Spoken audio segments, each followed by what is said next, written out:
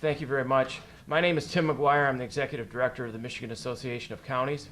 And I'd like to thank all of you for being here today. It's a very important issue. As you well know, the people that came up and spoke about this, it's going to impact them at the local level.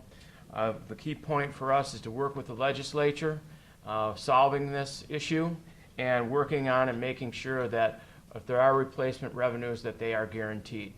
And we're all willing to do that, I think. It's been articulated by the people that have been up here to speak. So with that, we'll take some questions.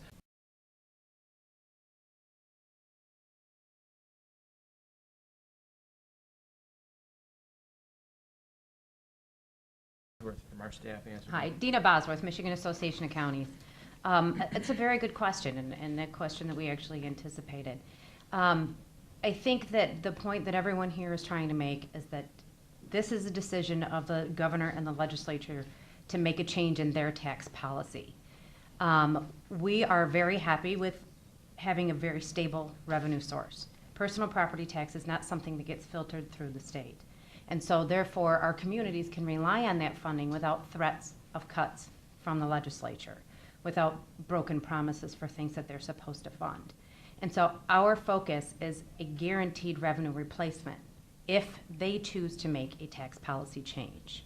We're not advocating for the tax policy change. We're willing to work with them on it. But no, we are not in the position of trying to find a revenue source. We have a stable revenue source. So how do you get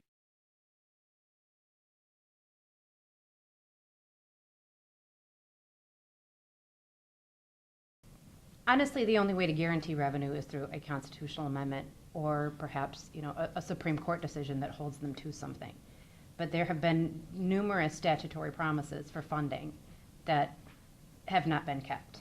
And so our position is that it has to be guaranteed.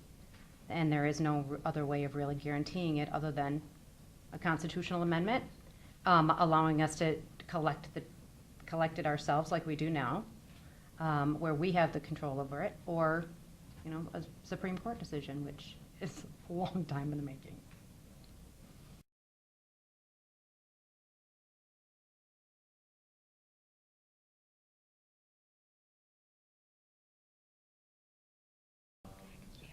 I'm going to let Summer answer that one. I'll just say this. Every community relies on this for some degree. One degree or another, and just because it's a small amount doesn't mean that they don't rely on it for many of the services that they are obligated to provide.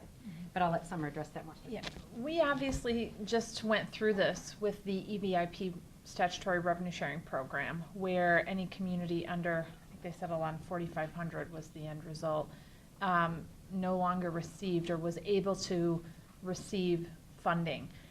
So, we support communities getting full replacement for personal property tax elimination.